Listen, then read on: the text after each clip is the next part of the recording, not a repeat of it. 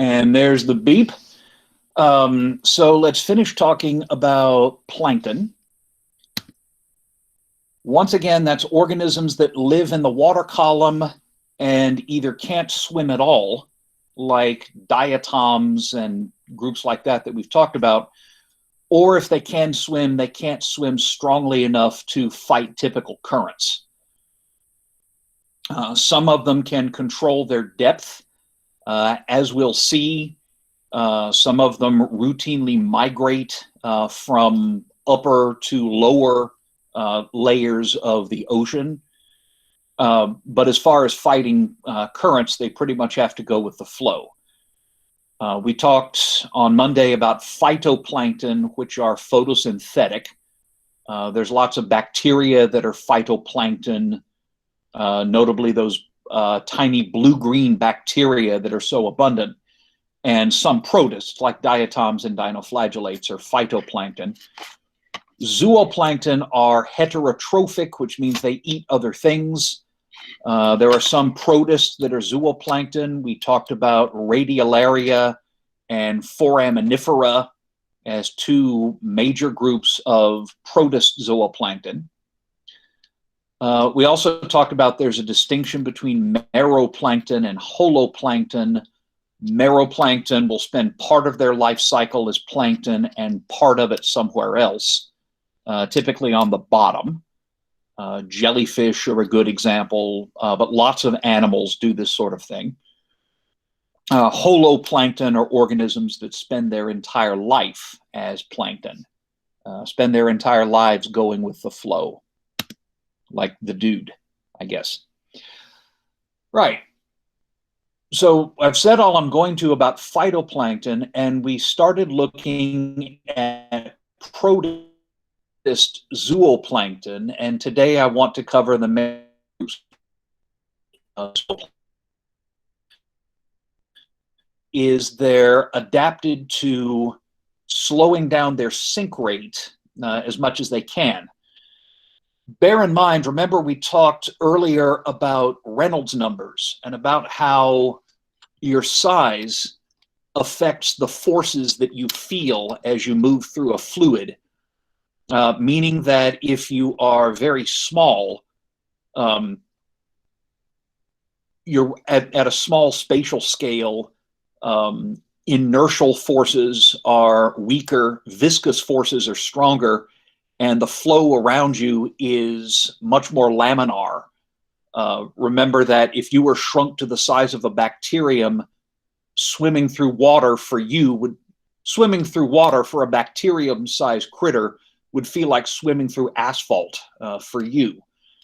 So if you're a small organism, sinking tends to be slowed down because the forces that you're feeling on you, if you're small, would be similar to the forces that you would feel if we dropped you in a tank full of corn syrup or possibly honey or something like that. So you already tend to sink more slowly just because you're small if you're in the zooplankton. There are shapes that you can take that will slow your sink rate, and we saw those in the radiolaria and foraminifera, if you remember. They have these very narrow projections sticking out from the center, which makes them look a little bit like milkweed seeds or dandelion seeds. And the idea is the same. The more of this fluff that you have sticking out, it tends to slow your sinking rate because it increases your drag. Remember, if you want to swim fast, drag is not good. If you want to move slowly, drag is good. Right? That's why bombs are not. One of them is to cut through the air very. So parachute-like shapes can be very, webby and filmy, or they can be, milkweed pod type shapes with a lot of little hairs and extensions. Those will sink more slowly. Zooplankton also often have shapes that are lower density. They may be mostly water, and so very close to the density of the water that they're in. And some zooplankton secrete gas floats as well.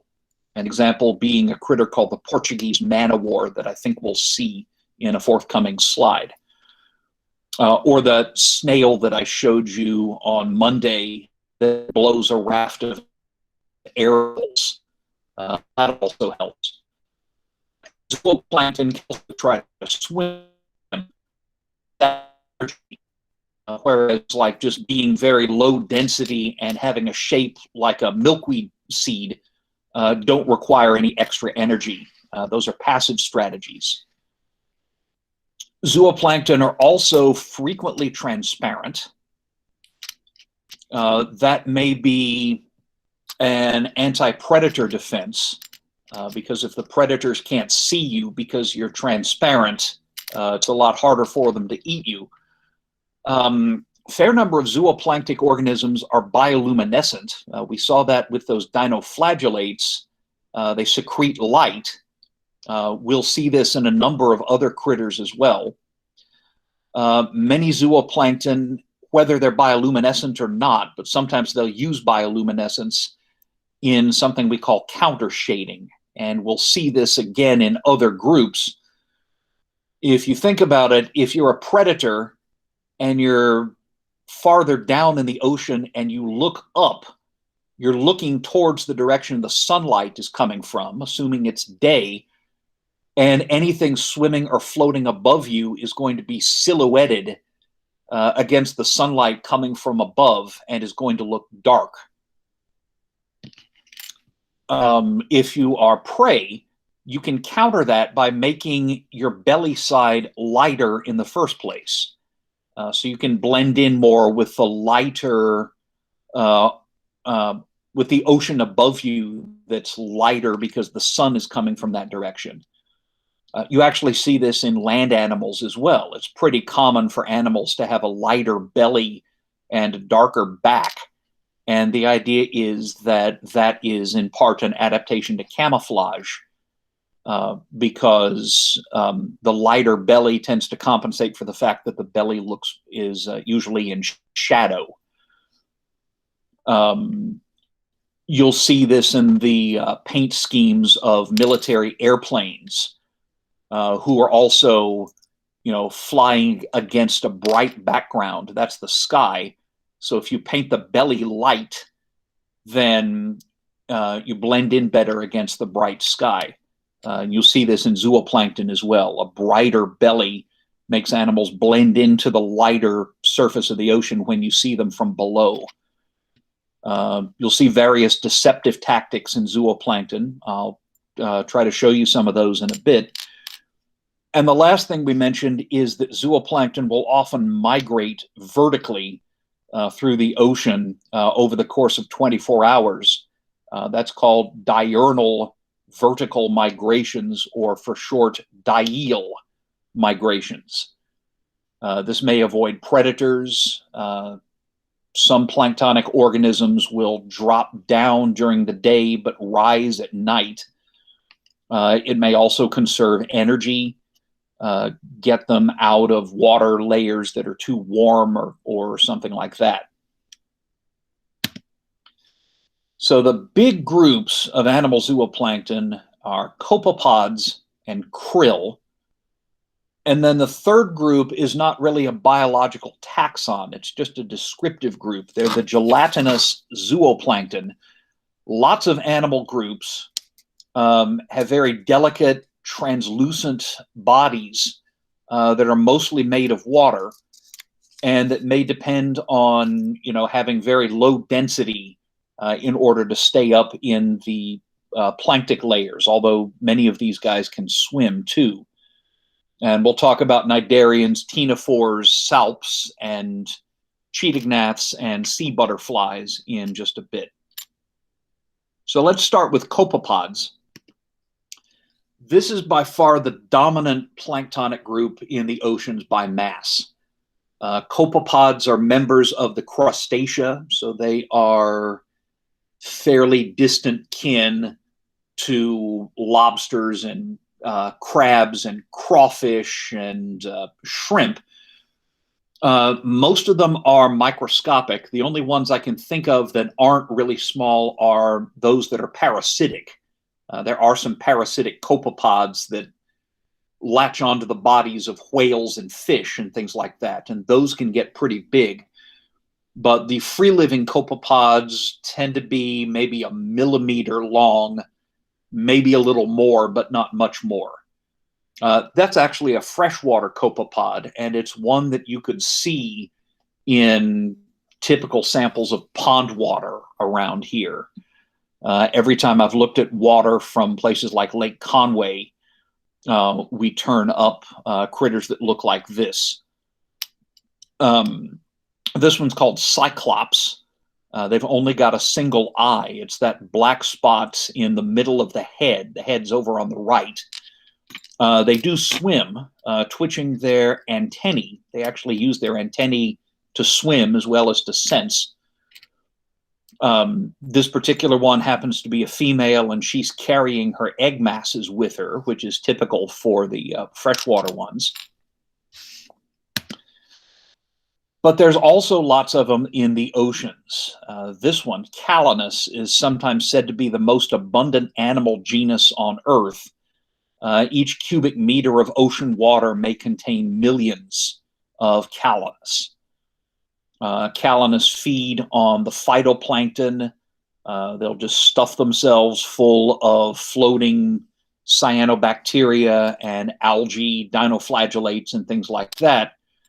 And then, of course, they are a key food source for larger organisms. Anything big enough to eat them will. So these are important links in oceanic food webs.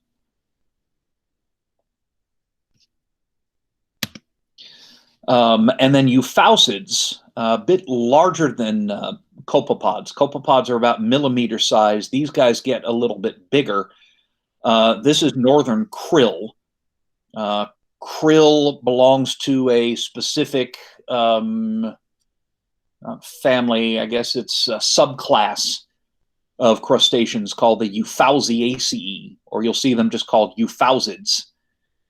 And these are particularly abundant in the Arctic and Antarctic, where they may swarm at densities up to 30,000 per cubic meter. They're a major food source for plankton feeders, notably the great whales. A group of whales called baleen whales feed by taking in huge mouthfuls of water and filtering it through filtration plates they have in their mouths made of a tough, flexible substance called baleen. This includes blue whales, the largest animal on Earth, right whales and humpback whales and fin whales and sei whales and things like that. All of those really big whales are actually filter feeders. They don't have teeth as such. And in the Arctic and Antarctic, whale populations are very heavily dependent on krill. Anybody remember the scene in Finding Nemo where Dory is going on and about how, hey, it's all right, I speak whale, who are you? And, well, there's, if there were whales around here, we'd see krill. Oh, look, krill. You see the little things that are going, run away! Just before they get swallowed by a giant whale. Okay, I guess I've seen the movie one too many times. All right, that's krill. So both of those extremely important in food webs. Jellyfish, first of the gelatinous groups we'll talk about, are meroplanktonic in that their life cycle switch hits. The actual jellyfish that you see are the sexual stage. They've got gonads. They produce eggs and sperm, and the eggs develop into little creeping larvae called planulas. And the planula will drop to the bottom, crawl around for a bit, and then transform into a polyp, a form with the mouth above, tentacles around the mouth, and the end away from the mouth stuck to the bottom of the ocean, or maybe stuck to a seaweed or something like that. That stage is called the scyphostoma. It's at the bottom of this diagram. And as it grows, it'll start dividing at right angles to its growth axis and forming the stage we call a strobola, which looks kind of like a stack of dishes. Imagine you have a tall stack of little dishes, and the dishes at the top are constantly breaking off and swimming away. That's what a strobola looks like. Those upper divisions of the strobola are constantly budding off, and they'll swim away in the form of a young medusa or a young jellyfish stage. It happens to be called an ephyra. And at the top, you can see what one of these looks like, and each ephyra will grow into an adult jellyfish. Okay, most of them die, but some of them will grow into an adult jellyfish or an adult medusa and produce eggs and sperm, and it's the circle of life, and it moves us all.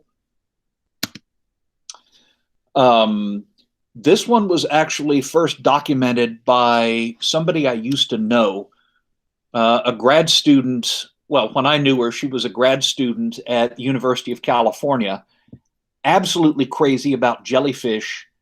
Last I heard, she had taken a faculty job in Australia and is one of the world's top jellyfish experts. And Northern Australia is a very good place to be if you want to be an expert on jellyfish. And she and some colleagues actually documented this. This is not her swimming. This is one of her colleagues. Bits of this had been washing up in Southern California for years, but they were the first to see the whole thing. Chrysaora acleos. This is the black sea nettle. You can see the bell, which is what's facing the diver. There's tentacles around the edge of the bell, and then all of that frilly stuff coming out of the center of the bell is called the oral arms, and that surrounds the mouth. And those oral arms can reach 20 feet long. That's that brown, lacy, frilly material that's coming from the center of the bell and kind of going down to the lower left and then bending back around. So these jellyfish have very long oral arms for capturing prey, which makes me imagine the jellyfish singing, "So now I've come to you with oral arms." Or maybe, "So now I've stung you to death with oral arms." What do you think? Don't answer that. And yeah, here's an Antarctic jellyfish under the ice. There's an entire community of animals that lives under the sheets of Antarctic ice. This particular one just happened to have its bell up. You can see more of the frilly oral arms. That's all the stuff that's hanging down. The bell is kind of inside out, and that zigzag stuff on the underside of the bell is contractile cells. It's technically not muscle, but it'll do. That's the bands of muscle that enable it to swim. Your planktonic jellies also include box jellyfish. This is Chironex fleckeri, otherwise known as the sea wasp. And these are the ones that will kill you. This is the world's deadliest jellyfish. Whether you die or not depends in part on how much of the tentacle you come in contact with. One tentacle brushing across your arm might only cause you agonizing pain for days. On the other hand, if you get tangled in a bunch of tentacles, especially if you find yourself swimming not through one jellyfish, but through a whole school of them, that's what'll kill you. Basically, the total length of the tentacles that stings you may determine whether you live or die. These are still not a Major concern in Australia, but there's at least 64 deaths that have occurred since 1883. And swimming beaches may be closed during the height of jellyfish season. Or in some places, there are swimming areas at beaches that are established with nets. So you can swim within the netted area, but if you get out of the nets, you're at risk of getting stung by a jellyfish. So yeah, we do get box jellies in the Gulf of Mexico as well, although they don't usually kill anyone, but there was one death roughly 10 years ago in Galveston, Texas. So not the sort of thing that should make you cancel your Florida vacation. Hopefully the coronavirus would make you cancel your Florida vacation, but jellyfish are not nearly as big a risk currently. There's another group of cnidarians. Cnidarians also include things like sea anemones, which are not part of the plankton. Siphonophores are part of the plankton, and these can superficially look like jellyfish, but they're actually colonies. They're a cluster of individuals, and each individual is specialized to carry out a particular function. This is a deep sea one called Bargmania. At the very top, this is a deep sea critter, by the way. This is not something you would normally spot at the surface. And siphonophores, until recently, were not very well studied because they live in the deep ocean. If they wash up on shore, they're usually in tatters. And if you try to fish one of these up to the surface in a net, you get nothing but jello. They're just so delicate. So it's only with the development of probes with good cameras that we've been able to spot these guys in their natural habitat. So at the very tip, at the upper right, there's an individual polyp that's transformed into a gas-filled structure called a pneumatophore. I should mention that when you have a colony like this, each individual that's part of the colony is called a zooid. So there's a zooid that's filled with gas that the organism secretes, regulating density. That's called the pneumatophore. Extending down from the pneumatophore, you have a chain of 20 kind of pear-shaped things. Those are swimming organisms. They're individuals that are specialized to pulse and enable the thing to swim. They're called nectophores. Necto is a Greek root for swimming. So these are the swimming carriers. They are basically jellyfish that never break free of the colony. They're tethered in place, and they'll pulse, moving the colony forward. And then down below, hanging, down and going from bottom right to left, that's a chain of individuals that feed. They're called gastrozoids, and individuals that reproduce called the gonozoids. And all of these are connected by strands of tissue. So the feeding organisms the feeding zoids, the gastrozoids, will trap small prey and digest it, and then pass the digested food to everybody else in the colony. The reproductive zooids do the reproducing for everybody. And then the nectophores and the pneumatophores keep the thing swimming. So it's really weird. It raises an interesting philosophical question as to just what is an individual biologically. If you have a bunch of things that have the structure of an individual, but they're connected to each other and specialized like that, what entity is the individual? Is it the whole thing, or is it the zooids that make it up? I'll let you guys worry about that. Incidentally, those zooids are bioluminescent. That's why they're lit up so brightly. That's thought to be a lure for deep sea fish and other prey. As we'll see when we talk about the deep ocean, there's a lot of bioluminescence going on down there. There's a close-up of a related siphonophore. This is the top. Up at the top of the picture, you can see the gas-filled pneumatophore. And then you can see about 5 of those nectophores, which again will pulse, shooting water out of that hole that you see in the sides. They'll pulse like jellyfish to enable the thing to swim. And you can see the bright orange stem. I think the technical name for it is a corm, not corn with an N, corm with an M, that connects all the zooids. I don't think I'll test you on corm. That's just what it's called. But the best known siphonophore lives up in the upper levels, and this one's part of, if you remember the term, the plouston, the plankton that specialized to float at the surface and stick a significant part up into the air. This is Physalia physalis, the Portuguese man-o-war. Man-o-war, by the way, was a nickname for a type of ship. So this is named after Portuguese warships back in the age of sail. These don't really have a corm. What they've got is a very large pneumatophore filled with gas, and the upper part of the pneumatophore is narrow and tough and shaped like a sail.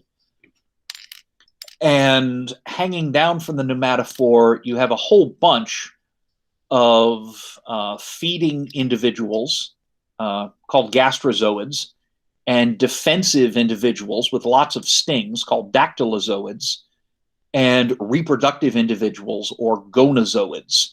All of them connected. Basically, all of them have stomachs that are connected to each other through long tubes. So what each one digests, all of them get to share. And this one is fairly commonly washed up on beaches. I used to see it when I was a kid. We would take vacations in Fort Walton Beach, Florida, and every so often one of these would wash up. The sting can be very painful. I don't think it's quite as dangerous as the box jellyfish, but people have died from it. Although, again, what may determine whether you live or die is what's the total length of tentacle that contacts you. One brushing against your skin is just going to hurt and give you a bad welt. But a whole bunch of tentacles wrapping around your leg is much more serious. And then it also can depend on just how badly, people vary in how badly they react to the venom. Some people might go into anaphylactic shock, others not so much. So anyway, if you see one of these things washed up on a beach, please try not to step on it. Especially because when they wash up on beaches, they tend to wash up in swarms. Okay, so much for the Cnidaria. There's an outwardly similar phylum called the ctenophores. The common name for some of these is sea gooseberry. We cover more of these in invertebrate zoology if you ever want to take that. The body is actually very different from a jellyfish. It doesn't pulse. Instead, the body is ornamented with 8 rows called comb rows. And along each row, there are the so-called combs. Those are sheets made out of fused cilia that all beat back and forth. If you look at that oval body up at the top, you can see what look like little saw teeth on the sides. Those are the comb rows.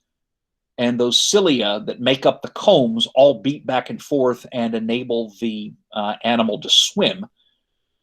Some ctenophores just have big mouths and just bite things. But this particular one trails a couple of very long tentacles behind it. The tentacles don't have stings like a jellyfish, but they do have specialized cells that shoot out sticky filaments and trap prey, little crustaceans or larval fish or what have you, and then drag those up to the mouth and eat them. And these can be extremely common. I remember as a teenager going to Jacksonville, Florida, and a whole bunch of these guys washed up on the beach. And it was cool. I thought it was awesome. I actually saved one in rubbing alcohol and took it home and gave it to my high school biology teacher. For all I know, they've still got it. Okay. We're in the animal phylum Chordata. That's organisms that have a dorsal nerve cord, a main nerve cord running down the back. And most members of the phylum Chordata are in the subphylum Vertebrata. That's the vertebrates, the animals with backbones. But there are some chordates that are not vertebrates. They don't have a backbone. And one of them is a group called the Urochordata. The common name for these guys is tunicates. The adults don't look anything like a vertebrate, but they go through a larval stage in which they have a dorsal nerve cord and a supporting rod under it called a notochord. And they've got slits in the neck, so-called pharyngeal slits, aka gill slits. The larvae are called tadpole larvae because they look like tadpoles, and they've got all of the basic vertebrate features. As adults, they often lose most of those, and they don't obviously look like vertebrates, but they are in fact related to us. And within the Urochordata, there's a whole group of planktonic urochordates that are called phaliaceans. The common name is salps. And a salp actually has a siphon, a tube-like extension for sucking in water, and then specialized filters to filter the water, and then a siphon that expels the filtered water. All tunicates have this, but in salps, the intake siphon is in the front and the outflow is at the back, which makes these things kind of like a living jet engine. They're always taking in water at the front and using muscle contractions to expel it out the back. So you could think of these as kind of like living jet engines. That's the mouth over on the right side, I believe. And you can't see it clearly, but the excurrent siphon is over on the left. And this thing would just jet itself perpetually forward through the water.